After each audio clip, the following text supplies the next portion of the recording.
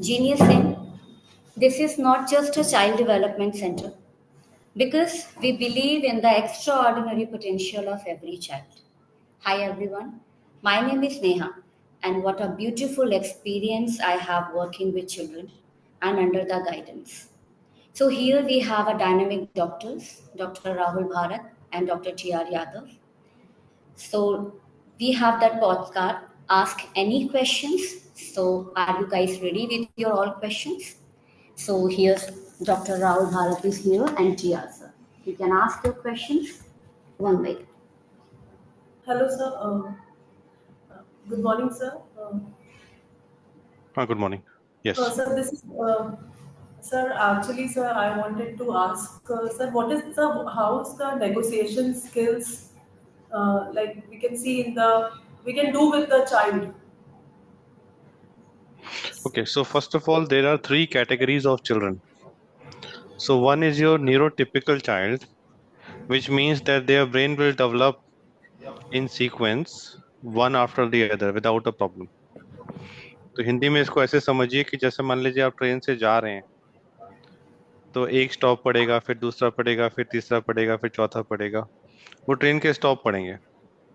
अगर ट्रेन कहीं और मुड़ गई तो वो स्टॉप्स नहीं पड़ेंगे, या ट्रेन अगर रुकी हुई है तो वो स्टॉप नहीं पड़ेंगे।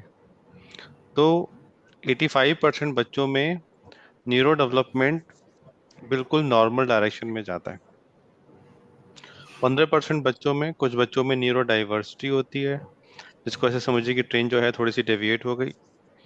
कुछ बच्चों में हेल्थ इश्यूज हैं या घर की फेवरेबल सिचुएशन नहीं है, तो वहां पे डिफिकल्टी हो सकती है। कुछ बच्चों में दोनों ही हो जाता है। कुछ बच्चों में ब्रेन इंजरी हो गई, कुछ बच्चों में जेनेटिक प्रॉब्लम हो गई। तो ये सारा का सारा ही ब्रेन डेवलपमेंट को पीछे छोड़ देता है। तो जब भी हम लोग उन बच्चों के साथ काम करते हैं जिनका ब्रेन का डेवलपमेंट स्लो है या डेविएट कर गया है, तो पेरेंट्स ज्यादा ज्यादा करने की कोशिश कर रहे होते हैं। कि मान लो बच्चे की एज 4 साल है और बच्चे की डेवलपमेंट 1.5 साल की है, तो वो उससे 6 साल का काम करा रहे हैं।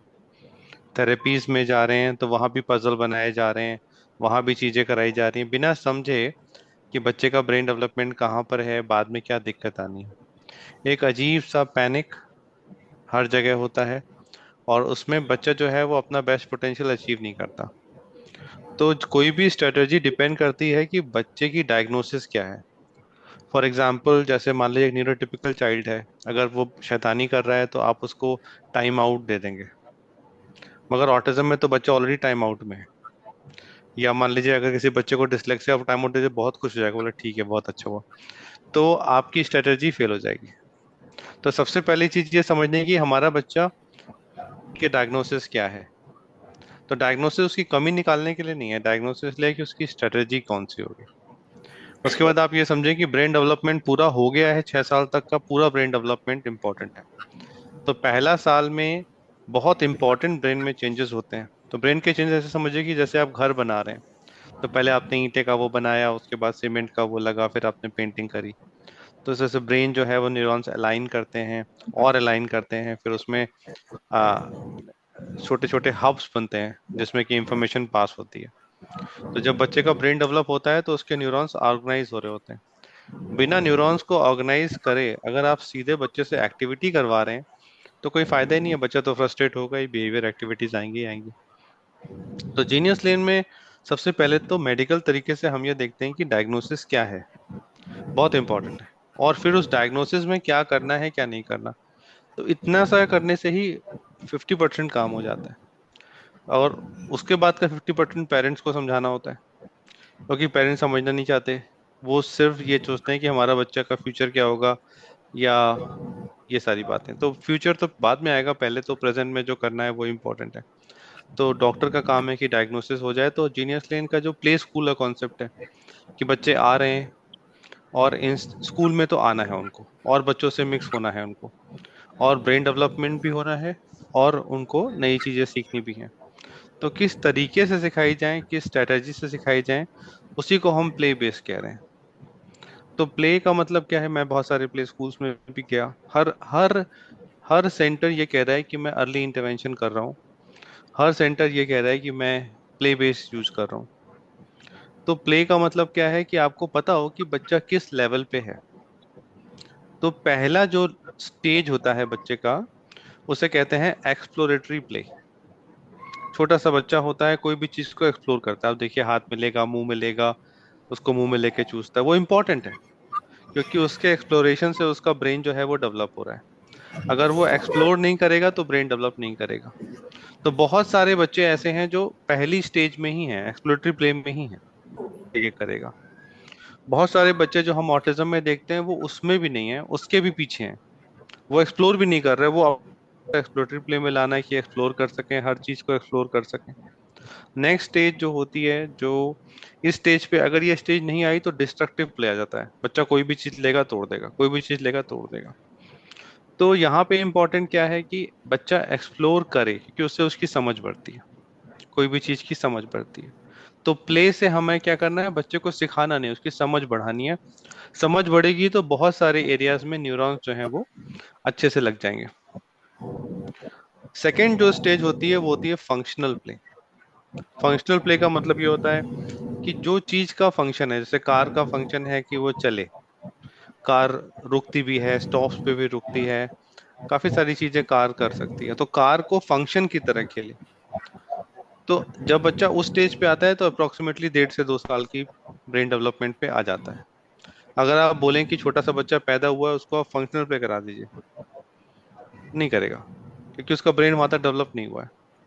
ह्यूमन ब्रेन डेवलपमेंट में टाइम लग रहा है, पौधे की तरह है। बच्चा जो है रोज उसमें नया पत्ता खिलेगा, रोज उसमें एक फूल भी खिल सकता है। तो पौधे की तरह है, तो आपको पेड़ को खींचना नहीं है, आपको ये क्या करना है कि मिट्टी को सांचना है, उसकी मिट्टी को सांचना है, सही पानी देना है, सही धूप देनी है, पेड़ अपने आप बढ़ेगा। तो यहाँ पे आपको सिखाया जाता है, डायग्नोसिस है कि क्या है, वो क्या है जो आपको करना है और क्या नहीं करना है। अगर एक्सप्लोरेटरी प्ले आया तो आप बच्चे को सेंटर में एक्सप्लोरेटरी प्ले ही कराएंगे। अगर वो भी नहीं है तो उसके नीचे का प्ले होता है, उसके बाद का भी प्ले होता है, जिसे फंक्शनल प्ले कहते हैं। और उसके बाद का जो प्ले है वहां पे प्रिटेंड प्ले आता है, कि वो चीजों को प्रिटेंड करते हैं, इमेजिन करते हैं, और उससे उनकी अंडरस्टैंडिंग बढ़ती है, understanding the world, people and situation. जिसका मतलब होता है कि वो दुनियादारी की बातें प्रिटेंड प्ले में सीखते हैं। तो अगर ये स्टेज आएगी तो ब्रेन डेवलपमेंट होगा। उसके बाद का जो स्टेज है वो फैंटेसी प्ले होता है। बच्चे सोचते हैं कि मैं स्पाइडरमैन हूँ या मैं भगवान हूँ। तो ये भी नॉर्मल है कि बच्चे फैंटेसाइज करते हैं, उससे भी ब्रेन डेवलपमेंट होता है। तो ब्रेन डेवलपमेंट बेसिकली प्ले से होता है। एक बार प्ले खत्म हो जाए, ब्रेन डेवलपमेंट एक लेवल पे आ जाए, तब लर्निंग आती है, जिसमें बच्चे टू एंड फ्रो रिसेप्टिव होते हैं, सुनने को रिसेप्टिव होते हैं। तो यहाँ पे क्या हो रहा है कि एक साथ बच्चे में अगर डेवलपमेंट पीछे है, तो बिना समझे कि क्या है, कौन सी स्ट्रेटेजीज करनी है, एक पैनिक क्रिएट हो जाता है। और बच्चे को जबरदस्ती सिखाने पे हो जाता है कि चलो उसको चलना सिखा दें, चलो इसको बोलना सिखा दें। होना क्या चाहिए कि बच्चे को चलना है तो वो खुद ही चलेगा, आप उसको रोक ही नहीं सकते। तो आधे लोगों में समस्या क्या है कि बच्चा चल नहीं रहा, आधे लोगों में समस्या है कि बच्चा बैठ नहीं रहा, आधे लोग की समस्या ये कि बच्चा बोल नहीं रहा, आधे की ये है कि बच्चा बहुत ज्यादा बोल रहा है। तो पहले समस्या डिफाइन कर लें कि समस्या है क्या, और उसके बाद उसकी स्ट्रेटजीज आती हैं कि स्ट्रेटजीज क्या है। तो आपने अच्छा क्वेश्चन पूछा, बट मैंने थोड़ा सा उसको लंबा जवाब दिया। सर बट नेगोशिएशन कैसे करना है सर, क्योंकि he is now in the partnership stage. Sir he is very well doing in the school. Sir teachers they really don't diagnose that he is autistic और समथिंग। सर वो उसके मतलब sir उन्होंने कहा ऐसा कोई वर्ड नहीं है उसकी लाइफ में, मतलब सर दे सेड कि ऐसा कुछ फीचर्स नहीं है, बहुत अच्छे से सेटल्ड है सर। बस सर ये नेगोशिएशन सर क्या होता है सर, जैसे मैं सर कहना है कि एग्जांपल सर ये सर जैसे मैंने उससे कहा कि मतलब रेस्ट टाइम कर लो, फिर नहीं तो मैं तुम्हें पार्क टाइम नहीं कराऊंगी। तो sir is it right at this stage? और सर वो इस चीज को मान रहा है, वो रेस्ट टाइम कर रहा है ताकि उसका पार्क टाइम हो। तो सर ये नेगोशिएशन होता है या सर क्या होता है सर? देखिए, देखिए, जैसे थोड़ा सा एग्जांपल दे दें कि आपका बच्चा अभी शायद 5 साल का है, और वो यस शायद 3 साल पे हमारे पास आया था, उसको ऑटिज्म था। उस समय बच्चा बोलता नहीं था, सुनता नहीं था, ये सारी चीजें यस। थी। अभी बच्चा डिस्चार्ज हो चुका है, सारी चीजें कर रहा है, स्कूल भी कह रहा है कि ऑटिज्म जैसा कुछ भी नहीं है। मेरे मदर का क्वेश्चन ये है कि अभी नेगोशिएशन कैसे सिखाएं, नेगोशिएशन कैसे सिखाएं। तो नेगोशिएशन छोटी छोटी चीजों में सिखाइए। तो जैसे मान लीजिए जो चीज उसको पसंद नहीं है, ऑटिज्म Yes. अगर है, अगर उसको पसंद नहीं है तो पहले नेगोशिएशन वो आपको दे देगा। तो उसमें आप जो चीजें पसंद नहीं है वो लेके करिए, और जो चीजें पसंद हैं वो दे के करिए। सीधे नेगोशिएशन की स्टेज में ना जाइए और धीरे से उसकी इंटेंसिटी को बढ़ाना है। वो धीरे से अपने आप ही आ जाएगी। ऑटिज्म में क्या है कि बच्चों को शेयरिंग में दिक्कत होती है, वो शेयर नहीं करना चाहते। उनका क्या है कि सब कुछ मेरा है। उनको आप ये समझते हो अगर कि ऑटिज्म बच्चे बोलते नहीं है या खाना नहीं खाते, ये सब गलत है। ऑटिज्म बेसिकली एक ऐसी समस्या है जिसमें बच्चा, उसकी स्ट्रॉन्ग लाइक्स होती हैं कि मुझे ये पसंद है, मुझे ये चाहिए, या स्ट्रॉन्ग डिसलाइक्स होती हैं कि मुझे जो पसंद नहीं है वो मुझे नहीं पसंद है। और बच्चे की स्ट्रॉन्ग मेमोरी होती है, बच्चे को याद रहती चीजें। 1 साल 2 साल पहले भी किसी ने कुछ खराब किया है तो उनको याद रहता है, कुछ अच्छा किया तो उनको याद रहता है। और बच्चों का डिटेल में अटेंशन होता है, अटेंशन टू डिटेल होता है। तो ये 3 कैरेक्टरिस्टिक हैं जो ऑटिज्म में होते हैं। तो उसको लेके चलना है कि जो उनको पसंद है वो कैसे करें, जो नहीं पसंद है वो कैसे करें। उसी में थोड़ा सा सिखा लें, उसी में थोड़ा सा एक्सपीरियंस दे लें उनको। तो धीरे से करेंगे तो वो चीजें आ जाती हैं। सर जो मैंने बट आपको एग्जाम्पल दिया, सर वो ठीक था क्या सर, वो सही था सर वो, देखिए सर कि देखिए देखिए, बार्गेन में और नेगोशिएशन में अंतर है। Sir this is what I wanted to know कि सर हाँ whether it is a bargaining thing और नेगोशिएशन। हाँ, बार्गेन में और नेगोशिएशन में अंतर है। बार्गेन का मतलब है कि आप मेरे लिए ये करो, मैं आपके लिए करूंगा। तो बार्गेन ओके सर। एक दूसरी चीज है, और नेगोशिएशन एक दूसरी चीज है। तो नेगोशिएशन कभी कभी आपके पास कुछ नहीं भी है तो भी आप नेगोशिएट कर ले जाते हैं। और बार्गेन का मतलब आपके पास कुछ होना ही चाहिए तभी आप बार्गेन कर पाएंगे। तो वो दो दो अलग चीजें हैं, वो धीरे से ही आता है। बहुत सारे लोग बड़े होने के बाद भी नेगोशिएट नहीं कर पाते, नाराज हो जाते हैं, तो इमोशनल रेगुलेशन में इशू है। तो आपके बच्चे में इमोशनल रेगुलेशन की डिफिकल्टीज हमने एड्रेस कर ली हैं। तो अब बस ये यस है कि दूसरे को रिस्पेक्टफुली देखना समझना, तभी नेगोशिएशन आता है। नेगोशिएशन में सुनना ज्यादा है और बोलना कम है। तो होपफुली वो भी आ जाएगा, देखते रहे। Thank you sir. Thank you. Good हाँ मॉर्निंग बताइए। सर।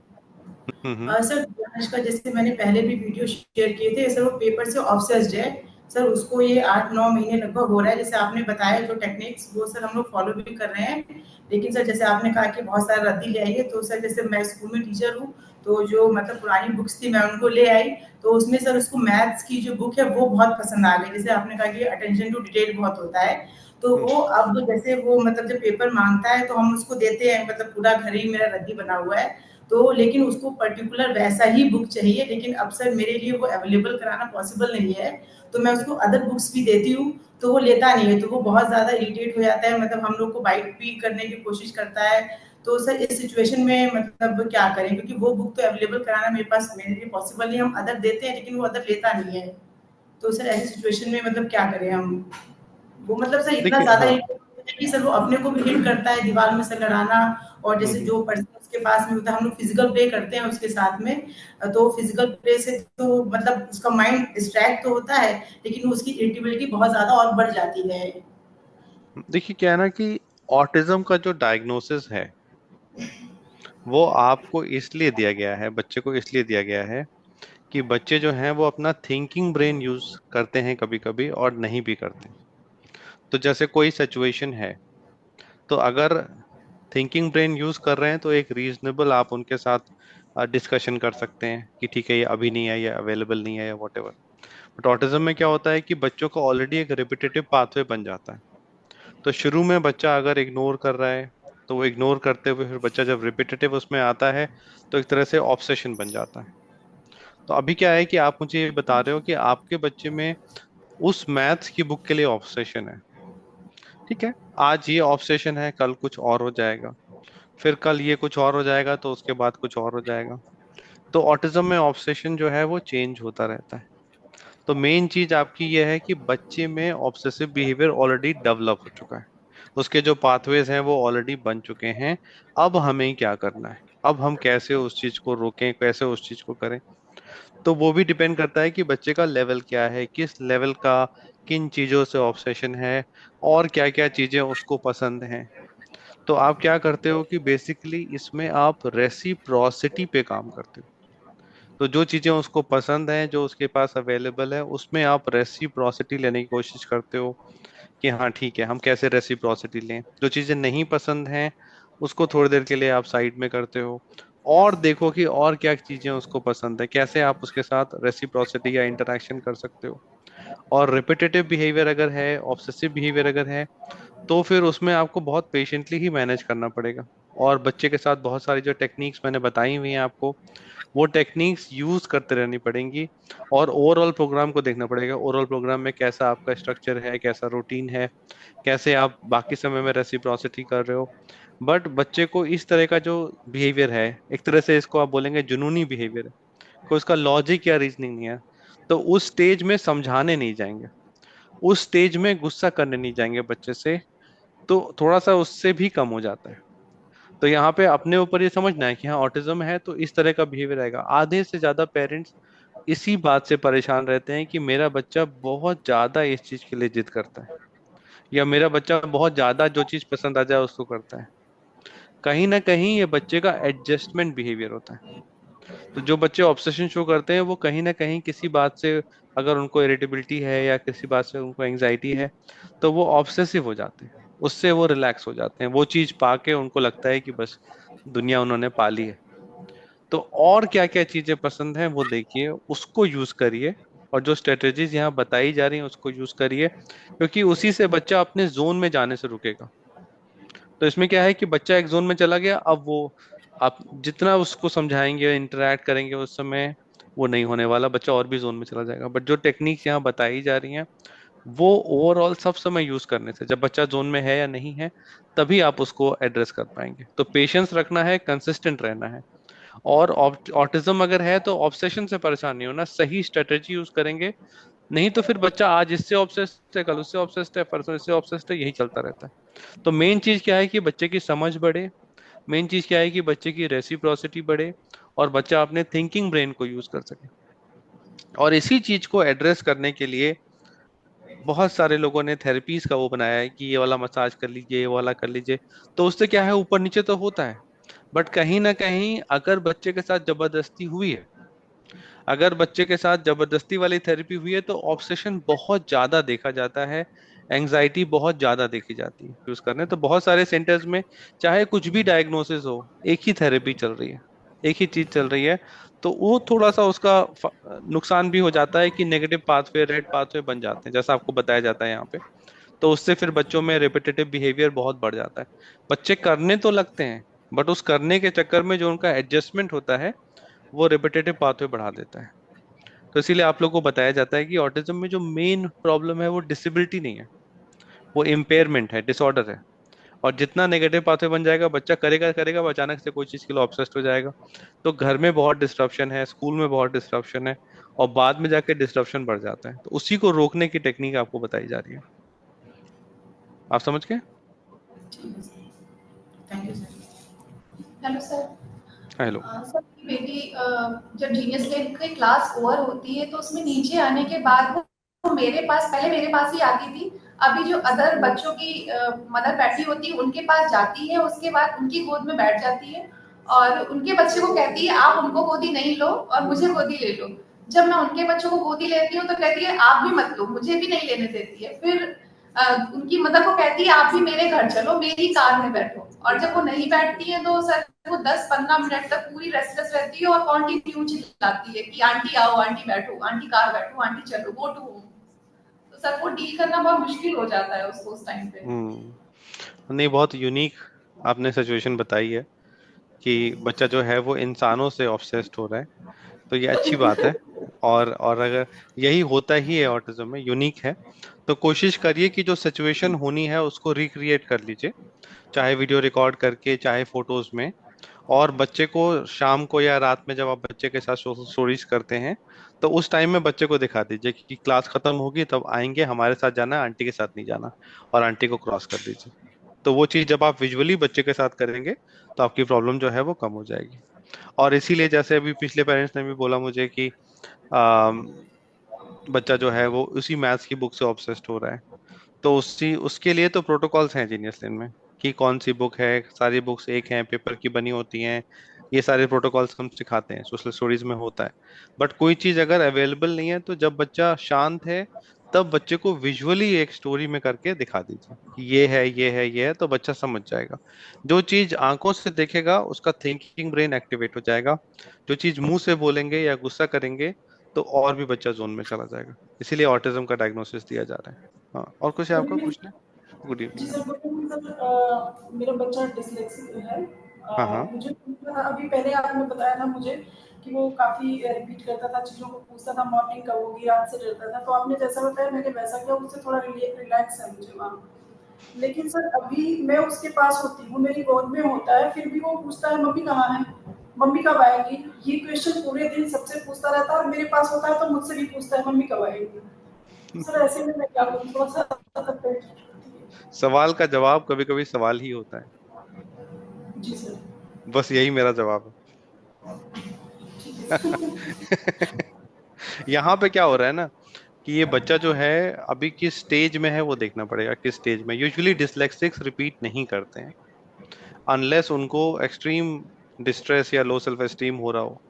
यूजुअली डिसलेक्सिक्स में ये होता नहीं है। बट जब आप उल्टा ही उसको वो सवाल पूछ दोगे तो फिर वो वहीं पे रुक जाते हैं कि अच्छा ये क्या हो रहा है, अच्छा ये क्या हो रहा है। फिर आप कुछ मीनिंगफुल कम्युनिकेशन कर सकते हो। तो इम्पोर्टेंट ये नहीं कि आप कुछ करो, इम्पोर्टेंट है कि मीनिंगफुल क्या करो। तो डिसलेक्सिया में क्या होता है कि बच्चे विजुअल प्रोसेसर होते हैं। तो एक हमारे आसपास रियलिटी चल रही है, एक और एक उनकी प्रोसेसिंग चल रही है। तो दो अलग चीजें हैं। तो जब तक दोनों एक नहीं होती तब तक उनके बहुत सारी एक्टिविटीज, हैबिट जो हैं वो डिफिकल्ट हो जाती हैं लेनी। और फिर ये सारी डिफिकल्टीज होती हैं। बट इतना कॉमन नहीं है जो आपने बताया। डिसलेक्सिया में ये इतना रेपिटेशन होना नहीं चाहिए। Hello sir. हेलो। हाँ।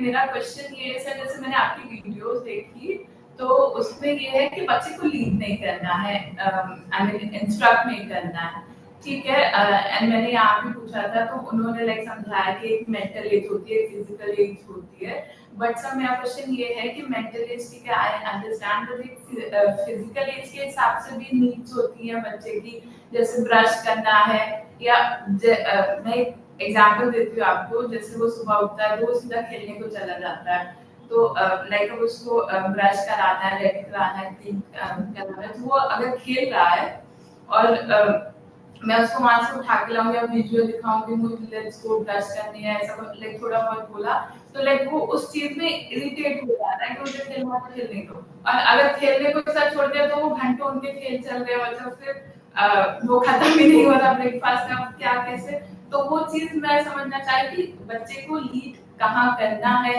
कहाँ नहीं करना है, वो थोड़ा मेरा कंफ्यूजन चल रहा है।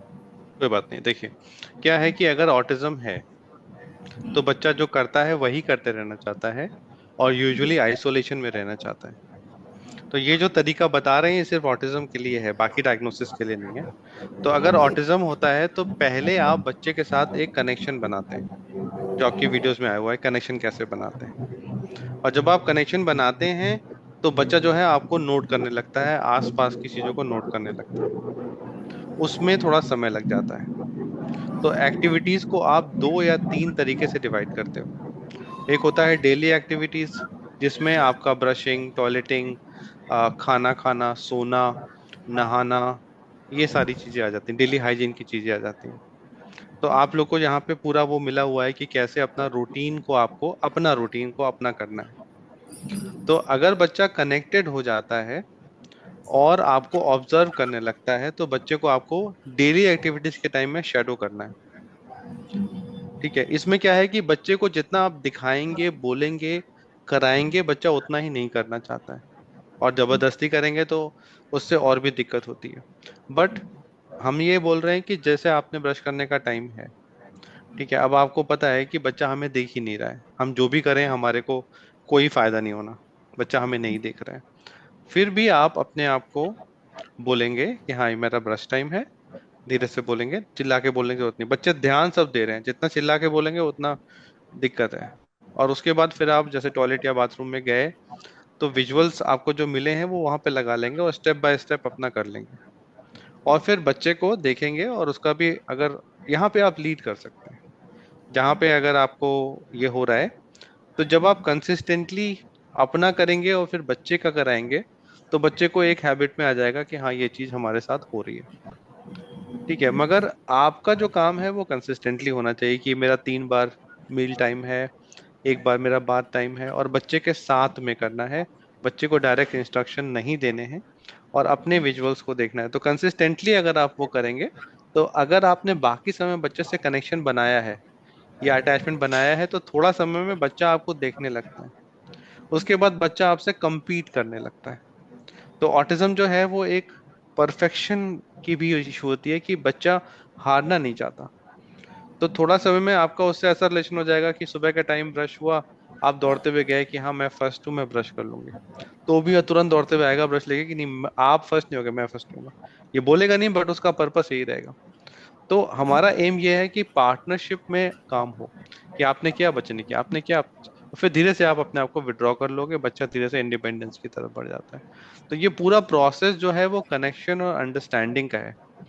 तो कनेक्शन अभी क्या हो रहा है कि अगर बच्चे के साथ कनेक्शन नेगेटिव हो चुका है, बच्चा अपने ही जोन में रह रहा है, अकेले ही खेलना चाह रहा है, और आप सोचो कि तुरंत हमारा कनेक्शन आ जाए, तुरंत हमारा बच्चे के साथ एक आ, बच्चा सुनने लगे, देखने लगे। तो ऑटिज्म में बच्चा अगर इस स्टेज पे पहुंच गया है कि आपको देख ही नहीं रहा है, सुन ही नहीं रहा है, तो आपको थोड़ा सा अपने जो अपनी जो नीड्स हैं उसको पीछे करना है, और बच्चे के साथ कनेक्शन ज्यादा बनाना है। और जो 4-5 चीजें हैं उसमें आप बच्चे को लीड कर सकते हो, जबरदस्ती नहीं करो। बट बाकी समय में अगर आप बच्चे के साथ कनेक्शन बना रहे हो तो ये बच्चा मानने लग जाता है। सवाल यह है कि बच्चा ऐसा क्यों कर रहा है, ऑटिज्म में बच्चा ऐसा क्यों कर रहा है। तो ऑटिज्म में क्या होता है कि बच्चे अपने नॉर्मल एनवायरनमेंट में डिस्ट्रेस फील करते हैं, तो इसलिए वो अपने आप को रेस्ट्रिक्ट कर लेते हैं, इसीलिए अकेले रहना चाहते हैं, आइसोलेशन में रहना चाहते हैं। तो जब बच्चे ऐसा करना चाहते हैं तो उनकी जो बड़ी समझ है वो नहीं बढ़ती, कि हाइजीन को लेके या छोटी छोटी चीजों को आपको बताना पड़ता है कि ऐसा है, ऐसा है, ऐसा है। तो सबसे पहले अगर आप इसको फील करें कि कोई अगर लंबे डिस्ट्रेस में है, तो उसको ऑटोनोमिक डिसफंक्शन भी हो जाता है। मतलब उसको, जैसे अगर आप, कोई आपके पीछे मान लीजिए एक पागल सांड पड़ा है और आप दौड़ रहे हो, तो अगर आप लंबे समय से दौड़ रहे हो तो आपको भूख कम हो जाएगी, या आपको नींद नहीं आएगी, या आपको मन नहीं करेगा कि मैं ब्रश कर लूं। ये सारे रिलैक्स होने की चीजें हैं, कि आप रिलैक्स हो गए तो ये अपने आप ही इंप्रूव हो जाता है। तो हमारा जो प्रोग्राम है उसमें पर्पस क्या है कि पेरेंट्स रिलैक्स हो जाएं, बच्चा रिलैक्स हो जाए, कनेक्शन आ जाए, और जो एक्टिविटीज हैं वो बच्चे से ज्यादा पेरेंट्स की एक्टिविटी इंपॉर्टेंट है, ताकि आप एक रोल मॉडल की तरह बच्चे के लिए एग्जाम्पल कर सकें। और पेशेंस से अगर आप वो करते हैं तो बच्चा वो चीज को समझ के करता है। नहीं तो आप रोबोटिक तरीके से करा भी लोगे, बच्चा समझेगा नहीं, तो जिस दिन आप बीमार पड़े या जिस दिन आप नहीं कर पाए तो बच्चा नहीं करेगा, फिर आपके ऊपर बच्चा डिपेंडेंट रहेगा। तो इम्पोर्टेंट क्या है कि आपका बच्चा समझे, चीजों से कनेक्ट रहे, ऑब्जर्व। यहाँ पे जितने बच्चे आते हैं, जितने बच्चे आते हैं, हम सिर्फ एक ही बात कहते हैं कि बच्चा कितना ऑब्जर्व कर रहा है, बच्चा कितना रिलैक्स्ड है। उतना ही आ जाए तो बच्चे तो अपने आप ही सीख लेंगे। इसीलिए यहाँ पे रिजल्ट है, क्योंकि यहाँ पे हम लोग वो कर रहे हैं जो होना चाहिए बच्चों के साथ, ब्रेन डेवलपमेंट, रादर देन ये कि बच्चे को सिखाओ ब्रश कैसे करते हैं या नैपी कब नहीं पहनते। वो कितना सिखाओगे आप, वो आप सिखा ही नहीं सकते, उसका तो अनलिमिटेड सिलेबस है फिर। ठीक है, तो परेशान नहीं होना, कनेक्शन पे ध्यान देना। ऑटिज्म में कनेक्शन, उसके बाद अंडरस्टैंडिंग। जैसे आप सीढ़ी चढ़ते हो ना, वैसे अंडरस्टैंडिंग भी आएगी तो इनको अपने ही एजेंडा में, अपने ही इंटरेस्ट में आएगी, बाकी चीज वो इग्नोर कर देंगे, तो उससे कोई फायदा ही नहीं है। ठीक है। Okay, thank you.